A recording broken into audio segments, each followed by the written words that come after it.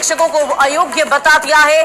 छठे चरण में बीएड शिक्षक अयोग्य बताए जा रहे हैं। प्राथमिक के लिए बाल अभ्यर्थी अयोग्य हैं। 2 साल से अपनी सेवा वो लगातार दे रहे थे, लेकिन अब उन्हें अयोग्य बता दिया गया है। हाईकोर्ट की डबल बेंच का ये बहुत बड़ा फैसला। छठे चरण में बहाल हुए थे 22,000 शिक्षक जो पिछले 2 सालों से अपनी सेवा लगातार दे रहे थे, लेकिन उन शिक्षकों को अब अयोग्य बता दिया गया है। बीएड के आधार पर इनकी बहाली की गई थी। हाईकोर्ट ने साफ कहा कि राज्य सरकार को नियुक्ति पर दोबारा काम करना होगा और एनसीटीई की मूल अधिसूचना के अनुसार योग्य उम्मीदवारों को केवल उसी पद पर रखा जा सकता है जिस पर उन्हें नियुक्त किया गया है। राज्य अब निर्णय ले कि रिक्त होने वाले पदों को कैसे भरा जाएगा। प्राथमिक विद्यालय के शिक्षकों के रूप में पात्र उम्मीदवारों को मेरिट सूची से भरे। छठे चरण में नियोजन इकाई के जरिए ये शिक्षक बहाल किए गए थे। पिछले 2 साल से ये अपनी सेवा दे रहे थे और बीएड शिक्षकों को ये बहुत बड़ा झटका सुप्रीम कोर्ट की तरफ से लगा है।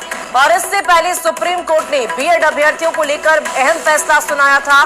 फैसले के बाद बिहार में बीपीएससी ने प्राइमरी में बीएड के रिजल्ट पर रोक लगा दी थी।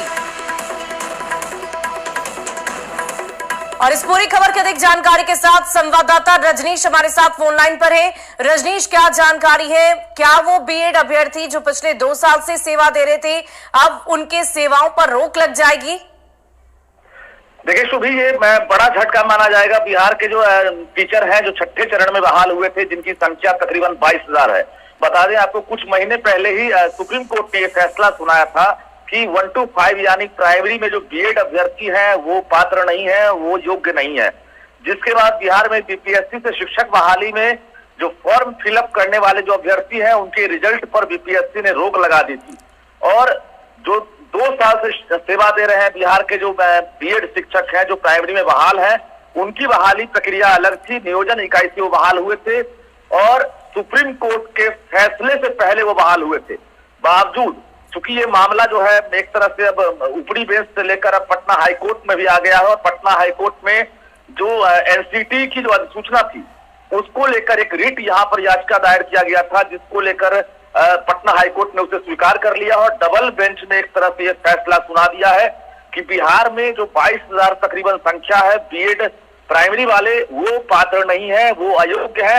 ऐसे में राज्य सरकार पर अब ये डिपेंड करता है। हालांकि शिक्षा विभाग के अधिकारियों से हमने अभी संपर्क किया था, उनके पास अभी जजमेंट की कॉपी नहीं पहुंची है।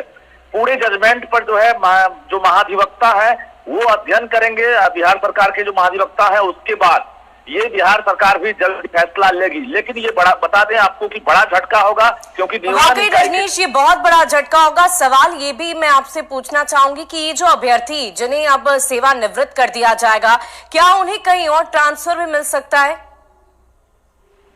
देखिए, इन्हें कार्य मुक्त कर दिया जाएगा। अगर मैं सुप्रीम कोर्ट की बात अगर करेंगे तो सुप्रीम कोर्ट का भी फैसला इसी प्रकार से था कि 1 to 5 में सिर्फ और सिर्फ डीएलएड अभ्यर्थी योग्य है, यानी बीएड को उन्होंने अयोग्य बताया था। ऐसे में जो लाखों अभ्यर्थी बिहार के हैं उनको बड़ा झटका लगा है और जो बहाल है शिक्षक बन चुके हैं 2 साल से, उनके लिए सबसे बड़ा झटका होगा, क्योंकि वो गुरुजी बनकर काम कर रहे थे और अब पटना हाईकोर्ट की सुनवाई हुई है, फैसला हुआ है। तो निश्चित रूप से राज्य सरकार पर डिपेंड करता है कि राज्य सरकार अब क्या फैसला सुनाती है।